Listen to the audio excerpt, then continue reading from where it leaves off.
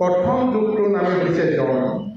নিয়ম, আসন, প্ৰাণায়াম, প্ৰত্যাহাৰ, ধ্যান, ধাৰণা, সমাধি। এতিয়া এই যম শব্দটো বুজাইছে কাক?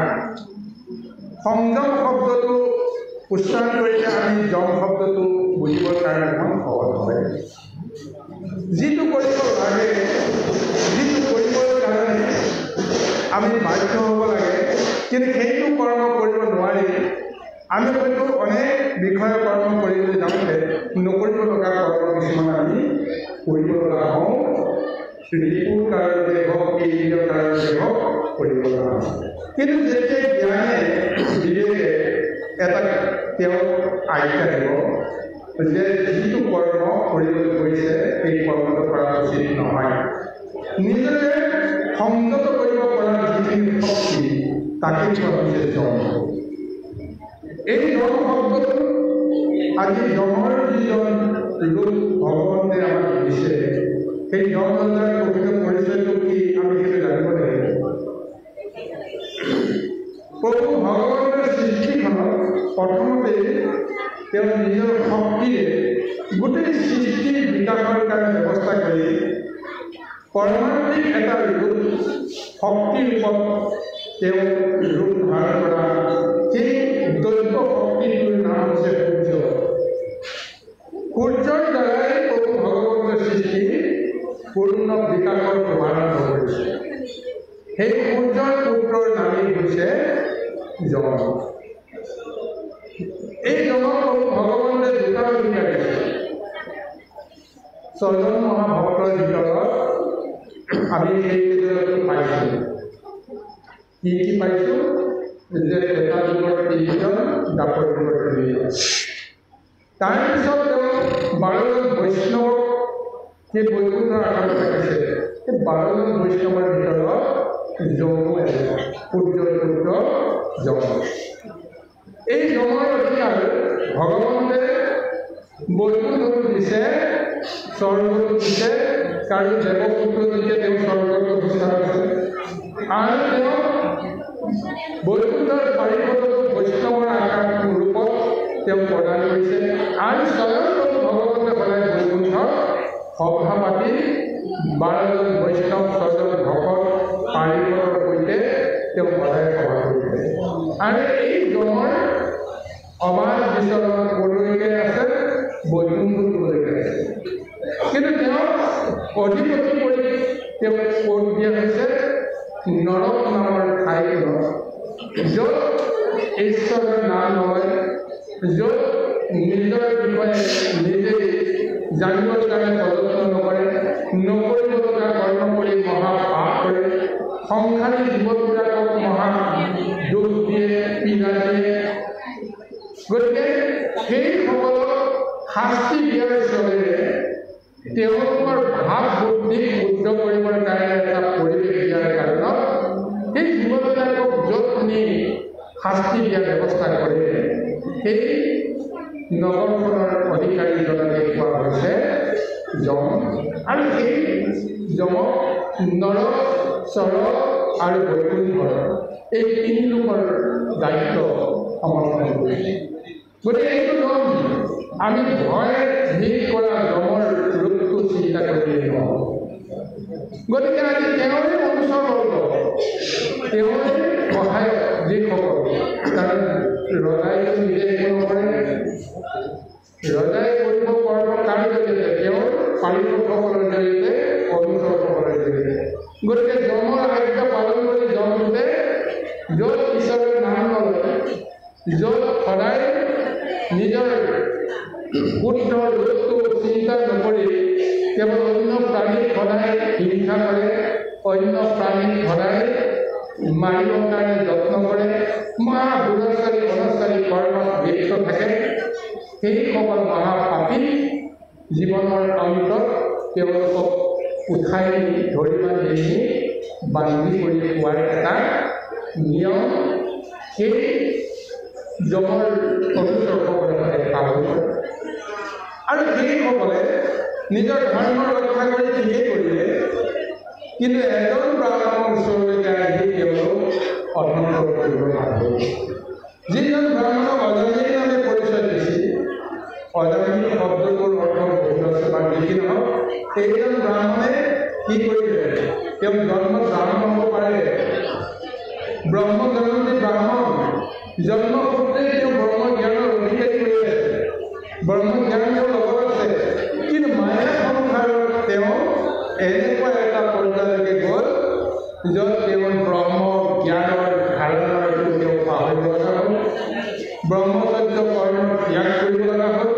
অনাচাৰ কৰ্ম কৰি বেশ্যাৰ তেওঁ শৰণ হ'ল।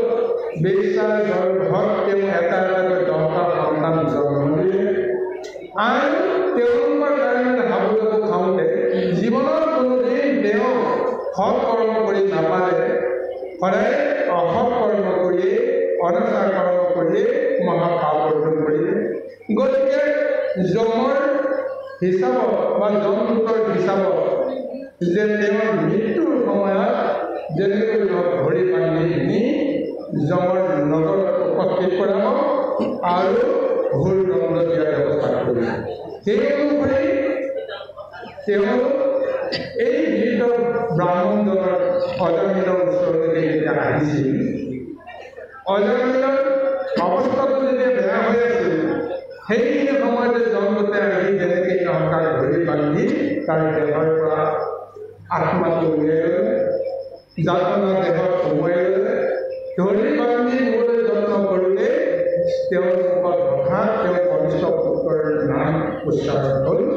সেই কনিষ্ঠ পুত্ৰৰ নাম হ'ল নাৰায়ণ। সেই নাৰায়ণ নাম উচ্চাৰণ কৰি দিয়াৰ লগে লগে ক'ৰ পৰা চাৰিজন বিষ্ণুদূত আহিল। সেই বিষ্ণুদূতে আহি কি কৰিলে যে এই যমদূতক নানা ধৰণৰ শাস্তি দি তেওঁলোকৰ পৰা অজামিলক মোকলাই মহালীলাটো আৰম্ভ কৰিলে। যমদূতে বুজি পোৱা নাছিল যে আমাৰ কি দুখ, যে তেওঁ মহা দুখ কৰিছে, অনাচাৰ কৰিছে। তাৰ শেষ বিচাৰ কৰিছে কি যমৰ দুৱাৰত তেওঁ হাজিৰ কৰা, যমৰ নগৰত তেওঁ শাস্তি দিয়া। সেইকাৰণে ৰাজযজ্ঞ পালন কৰিবলৈ আহি এতিয়া তেওঁলোকে অজামিলক বান্ধি লওঁতে ক'ৰ পৰা আহিলে এইকেইজনে এতিয়া আমাক মাৰি তাক মোকলাই দিলে। অজামিলে ভাবিব পৰা নাছিল যে মোক এই চাৰিজনে আহি কিয় মুক্তি পাইছে। তাৰপিছত যমদূতে তেওঁলোকক সুধিলে যে কিয় তোমালোকে আমাক এনেকৈ মাৰিলা, কোন তোমালোক? তেওঁলোকে উত্তৰটো কোনে কোনে নিদি যে নাৰায়ণ নাম উচ্চাৰণ কৰাৰ কাৰণতে তেওঁলোকৰ স্বৰ্গ পাপৰ পৰা মুক্ত হৈ গ'ল। এই কথাটো তেওঁলোকক বুজাইছে, খং কৰিছে, ৰাগ কৰিছে। জীৱনৰ অন্তিমত যাৰ মুখত নাৰায়ণ নাম এবাৰ হৈ উচ্চাৰণ কৰে তেতিয়াহ'লে সেইজনে সৰ্ব পাপৰ পৰা মুক্ত হয়। গতিকে এই গোটেই কথাখিনি কৈ যমদূতক ভয় দি খুৱাই পঠিয়াই দিয়ে।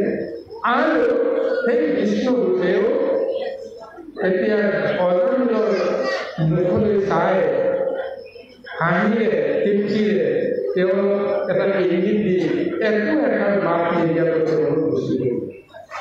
বাৰু যি নহওক, এতিয়া এই যমদূতে বিষ্ণুদূতৰ ভয়ত পলালে যদিও গৈ নিজৰ ৰজাৰ ওচৰত গৈ হাজিৰ হ'ল।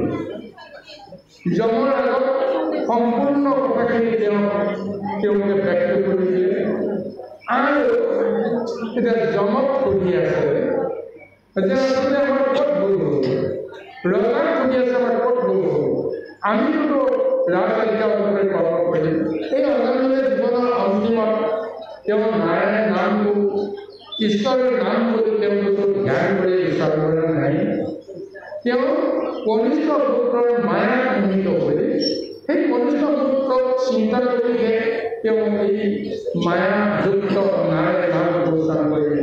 এই নাম উচ্চাৰণ কৰোঁতে তেওঁ গোটেই জনমৰ পাপখিনি কেনেকৈ তাৰ হ'ল বুজিব পাৰে। তাৰে তত্ত্বৰে এতিয়া যমেও তেওঁলোকক নামৰ মহিমাৰ কথা ব্যাখ্যা কৰিছে। গতিকে এই নামৰ মহিমাৰ কথা এতিয়া আমি পৰৱৰ্তী আলোচনা কৰিবলৈ যাম। যিটো মহিমাৰ কথা সৌমতীয়ে কৈ আছে পৰিচিত, কাৰণ পৰিচিতেও মহাপাপ কৰিলে, যাৰ কাৰণত তেওঁ ব্ৰহ্মসাপ মূৰত ল'ব লগা হ'ল। পৰিচিতে বুজিছে মই জীৱনত যিমানেই ধৰ্ম কৰ্ম নকৰোঁ কিয় মোৰ এটা মহাপাপৰ ফলত আজি মই সমস্ত জীৱন মই নষ্ট কৰি পেলালোঁ। মই বুজি নাপালোঁ যে কি কাৰণত মোক এনেকুৱা এটা দুখ দি মোৰ অন্তৰাত্মাক দিলে, যাৰ কাৰণত সাধনাত ভগৱন্তৰ লগত লীন হৈ থকা সমীৰ মণিৰ গলত মই মৰা সাপ পাৰিলোঁ তেওঁ ধ্যান ভংগ কৰিবৰ কাৰণে প্ৰদৰ্শন কৰিলোঁ গতিকে মোৰ এইটো মহাদুখ মোৰ অপৰাধ এই অপৰাধৰ কাৰণে চিন্মুখী মুনিয়ে মোক অভিশাপ দিলে 7 দিনৰ ভিতৰত তপকে মোক দংশন কৰিব তপকৰ দংশনত মই যান্তন সত্ৰতে সত্ৰতাই নৰকঞ্জী মই মৃত্যুৰ কৰি যাব লাগিব গতিকে তেওঁ স্বীকাৰ কৰিছে যে মোৰ ভুল হ'ল সঁচা কিন্তু মই 7 দিনৰ ভিতৰতে সংসাৰ বা যাব লাগে মই জানো কিন্তু যিটো বিধি আহিছে তেওঁৰ সন্মুখলৈ এই বিধি তেওঁলোকে স্বীকাৰ কৰিব পৰা নাই 7 দিনৰ ভিতৰতে তৰ্ককে যেতিয়া তেওঁ দংশন কৰিব তেওঁ সেই মুহূৰ্তটো তেওঁ আশা কৰা নাই যে জীৱনৰ অন্তিম মুহূৰ্তত মই সৰ্পৰ দৰে এটা বিষাক্ত জীৱক মই যদি দেখিব লগা হওঁ তাৰ মনটো তাৰ চিত্তটো মোৰ যেতিয়া হৃদয়ত যেতিয়া চাপ লৈ ল'ব সেই ছবিটো লৈ মই সংসাৰ ত্যাগ কৰিলে লগে লগে মই সৰ্পলৈ জন্মগ্ৰহণ কৰিব লাগিব 84 লক্ষ ধূলি অতিক্ৰম কৰি সংসাৰ কৰিবৰ কাৰণে একমাত্ৰ ব্যৱস্থাটোৱে হৈছে মনুষ্য আমি এই মনুষ্য লাভ কৰি সংসাৰৰ জ্ঞান ধৰ্ম সমস্তখিনি পালন কৰি জীৱনৰ অন্তিমত যদি আমি সৰ্বজনী লৈ পুনৰ আকৌ সৰ্ব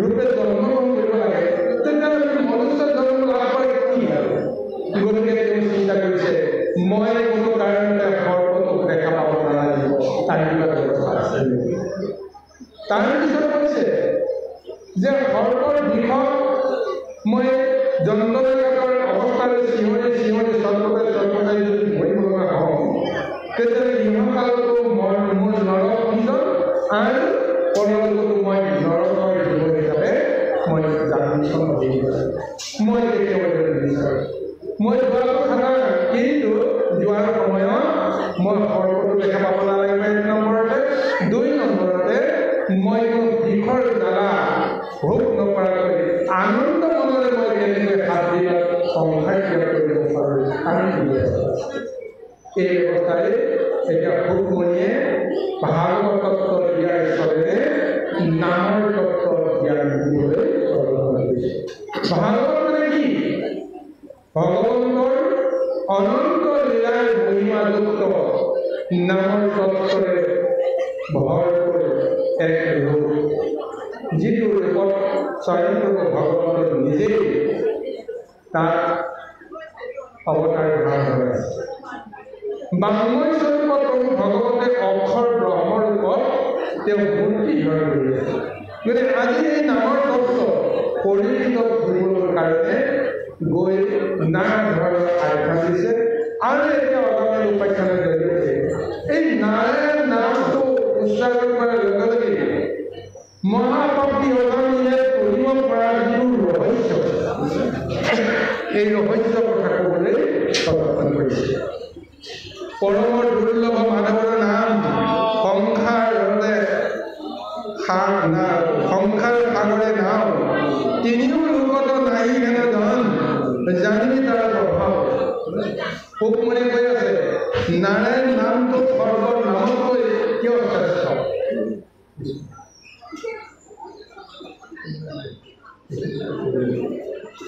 গতিকে এইকাৰণে এই নামৰ তত্ত্বটো তেওঁ ব্যক্ত কৰিছে যে কি কাৰণে নাৰায়ণ শ্ৰেষ্ঠ স্বয়ংপ্ৰভু ভগৱন্তই নিৰাকাৰ নিৰঞ্জন হৈ থকা সময়তে যাৰ জন্ম নাই যাৰ মৃত্যু নাই সেইজনে লীলা কৰিবলৈ নহ'লে জলৰ ওপৰত যেতিয়া তেওঁ এটা আশাই ধাৰণ কৰিলে জলতেই তেওঁ যাৰ জন্ম হ'ল জলতেই তাৰ শয়ন হ'ল জলৰ পৰা যিজন মানে জন্ম হ'ল সেইজনকে কোৱা হৈছে নাৰায়ণ নৰ মানে জল অয় মানে শয়ন জলৰ পৰা সমস্ত জগতৰ সৃষ্টিৰ তত্ত্বটো নাৰায়ণ নামৰ জৰিয়তে তেওঁ ধাৰণ কৰিছে গতিকে সৰ্বনামৰ শিৰোমণি হৈছে এই নাৰায়ণ নাম গতিকে তাৰপিছতো কৈছে হেনবা বলিবি নামৰ মহিমা যদি জানতাও নাই আচৰি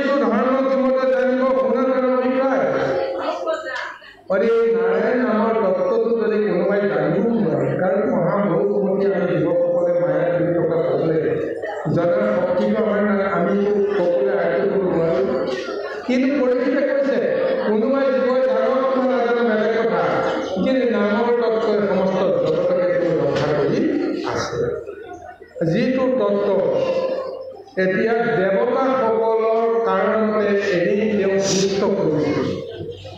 সত্যযুগৰ আৰম্ভণিতে এই নামৰ তত্ত্ব লৈ নাৰায়ণ নামৰ তত্ত্ব লৈ যিয়ে নাম লৈছে ইয়ে কৰি যাব পাৰিছে।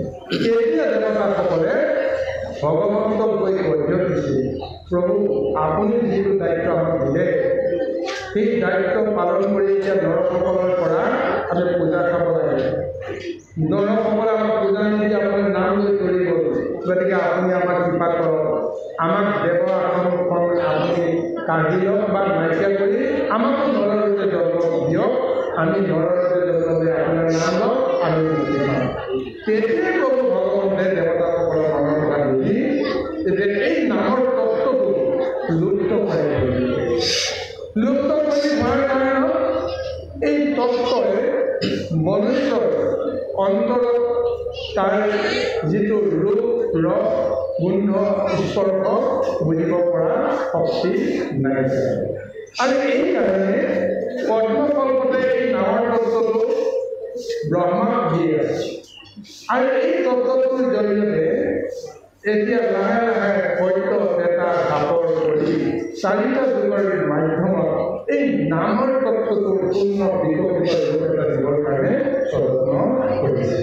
গতিকে এইকাৰণে হৈছে যে কিছু কিছু কৰি বছৰীয়া নাম কেন ধৰ্ম ইটো দেখা, নামৰ মহিমা জানো যত লোকক শুনা দেও কাৰো দেখা। নামৰ মাজতে তত্ত্ববিলাক সোমাই আছে। একেবাৰে সহজ সৰল অৰ্থ যদি দিবলৈ যাওঁ, আমি সকলোৱে এটা এটা নাম লৈ আছোঁ, নহয় জানো? নামে আমাৰ পৰিচয় দিছে। এই পৰিচয়ত লুকাই আছে কি? ধৰ্ম কৰ্ম সমস্তখিনি দৰ্শন নামত সোমাই আছে। আজি এতিয়া মহাত্মা গান্ধী বুলি কোৱা শব্দটো কোৱাৰ লগে লগে তেওঁ কি আছিল কি নাই সমস্ত কথাখিনি আমাৰ আয়ত্তত আহিছে। কৃষ্ণ বুলি কোৱাৰ লগে লগে কৃষ্ণই ক'ত কি কৰিছিল নকৰিছিল কথাখিনি আহি গ'ল। ৰাম বুলি কোৱাৰ লগে লগে গোটেই তেওঁ লীলাৰ কথাখিনি আমাৰ আহি গ'ল। কিন্তু একো নাম নহয় জানো? ৰাৱণ বুলি কোৱাৰ লগে লগে কংস বুলি কোৱাৰ লগে লগে তাৰ নামৰ তত্ত্বটো সোমাই গৈছে। ততো আমাৰ সমাজত যিসকল ভাল ভাল গুণৱন্ত লোক আছে তেওঁলোকৰ নামটো কৈ দিয়াৰ লগে লগে মানুহজন কি আছে এই সমস্তবিলাক জ্ঞান ধাৰণাটো আমাৰ মাজত সোমাই। অৰ্থাৎ নামৰ মাজতে সমস্ত তত্ত্বখিনি লুকাই পেলাই যাব। গতিকে এই নাৰায়ণ নামতে এই মহাতত্ত্ব লুকাই আছে। নামৰ চৰ্চা যিমানে বাঢ়িব সিমানেই তাৰ মহিমা বিকশিত হ'ব। আৰু এই কাৰণতে এই নামৰ জৰিয়তে সমস্ত জগতক উদ্ধাৰ কৰিছে। যিটো নাৰায়ণ নাম লৈ অজন্তি আজি পৰম মুক্তি পোৱাৰ বিষয়লৈ গৈ আছে, এই তত্ত্বটো বিশ্লেষণ কৰি লৈ পৰীক্ষিত মহাৰাজকো এনেদৰে নামৰ আশ্ৰয় ল'বৰ কাৰণে এই মুহূৰ্তত তেওঁ এনেদৰে জানি দিছে। এতিয়া তোমাৰ আৰু কৰ্মবন্ধ নাই, কাৰণ তুমি পাপত জুৰিব লাগে। গতিকে পাপৰ পৰা মুক্ত হোৱাৰ উপায় এটাই তোমাৰ নামত পূৰ্ণ বিশ্বাস হ'ব লাগিব। যিটো নাম লৈ অজানিলে ভক্তি নকৰাকৈও তৰি যোৱাৰ ৰাস্তাটো পাৰিব। সেই নামত এতিয়া তুমি শৰণ হ'লেহে তুমি মহাব্ৰহ্মপাপৰ পৰা মুক্তি পাব। এনেদৰে এক জ্ঞান দিব্য ৰূপত প্ৰদান কৰিবলৈ গৈ আছে। আহক আৰম্ভণিতে আমি সংগতি ৰক্ষা কৰিবলৈ গৈ অকণমান সময় ল'লোঁ, তাৰ কাৰণে আপোনালোকে মাৰ্জনা কৰিব। ইয়াৰ পিছত আমি যথাযথভাৱে আলোচনা কৰিবলৈ আগবাঢ়িম।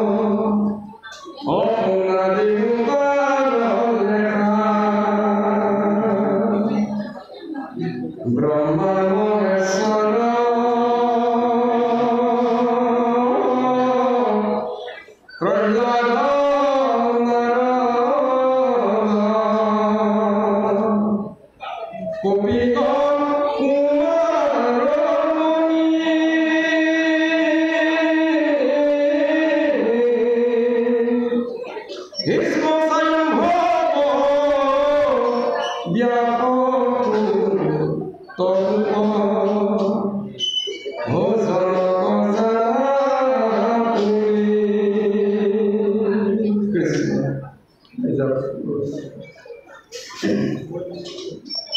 অদ্বৈত পুরবলে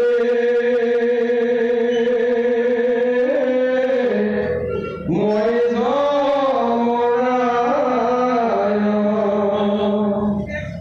মূলকে ভাগুন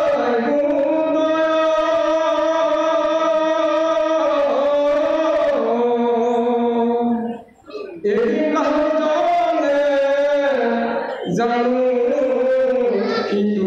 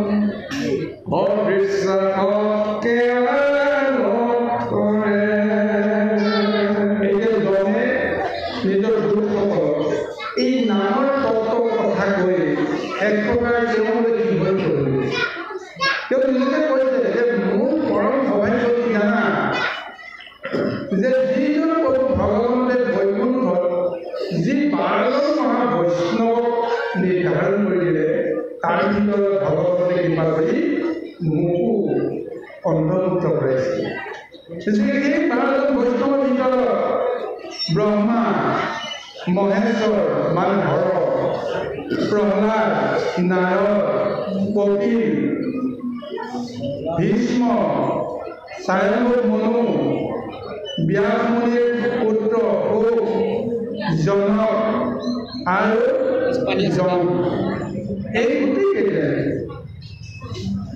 ভগবন্তৰ কৃপা বৈষ্ণৱ ৰূপে বৈকুণ্ঠ থাকে গতিকে তোমাৰ মই আনন্দৰ কথা এইটোৱে যে ব্ৰহ্মাৰ লগত ময়ো একে শাৰীতে বৈষ্ণৱৰ ৰূপ পাইছোঁ সদাশিৱ শংকৰ হৰ সেইজনো বোলে বৈষ্ণৱৰ শাৰীত আছে ময়ো তেওঁ শাৰীত আছোঁ গতিকে ব্ৰহ্মা আৰু হৰৰ শাৰী জন ৰূপে ময়ো সেই ভগৱন্তৰ নামৰ তত্ত্ব বিশ্লেষণৰ কাৰণত বা সেই শক্তিটো পোৱাৰ কাৰণত ভগৱন্তে মোকো সেই কৃপা কৰিব গতিকে এইকাৰণে কৈছোঁ শতকোটি তীৰ্থ ব্ৰতত থাকিয়ে নামকে পবিত্ৰ কৰে যতেক শুনকো তথাপি নামত বিশ্বাস কেৱলি তেওঁ উল্লেখ কৰিছে যে নামৰ আচল তত্ত্বৰ কথা 12জন বৈষ্ণৱ 12জন বৈষ্ণৱ আৰু 6জন ভকত এইকেইজনে আচল নামৰ তত্ত্বটো পায় ময়ো সেই তত্ত্বটো পাইছোঁ কাৰণে মই সেই নামৰ তত্ত্বৰে ভগৱন্তৰ কৰ্ম কৰি আছোঁ গতিকে এই নামৰ তত্ত্বৰ বাহিৰে জীৱৰ মুক্তিৰ অন্য কোনো ব্যৱস্থা নাই যিসকলে নামৰ তত্ত্ব নাপায় তেওঁলোকে কোটি কোটি তীৰ্থ ভ্ৰমণ কৰক নানা যজ্ঞ কৰক নানা ব্ৰত কৰক যিমানেই ধৰণৰ আচৰণ কৰক যদি নামৰ তত্ত্বটো তেওঁ যদি নাপায় তেতিয়াহ'লে সমস্ত গতিকে আজি জন্মটো কৈ আছে যে তোমালোকৰ জীৱন ব্যৰ্থ কাৰণ মই নামৰ তত্ত্বৰ কাৰণে গোটেই নৰক সাম্ৰাজ্যখন মই পৰিচালনা কৰিছোঁ আৰু জন্মৰূপে মোক কয় আৰু তোমালোকো জন্মৰ দূত হিচাপে মোৰেই কৰ্ম কৰি আছা নামৰ তত্ত্ব এতিয়াও বুজি নাপালা যাৰ কাৰণত নাযাব লগা ঠাইত তোমালোকে গৈ আজি মহা কষ্ট পাব লগা হৈছে আজি কৃষ্ণদূতে গালি পাৰি কৈছে যেনে ৰজা তেনে প্ৰজা কৰি তোমালোকে যিটো অনাচাৰ কৰিলা যিটো বেয়া কাম কৰিলা যিটো অপৰাধ কৰিলা তাৰ দুখত এতিয়া মোকো গালি পাৰিছে ময়ো তেওঁলোকৰ নিন্দাৰ সন্মুখীন হৈছোঁ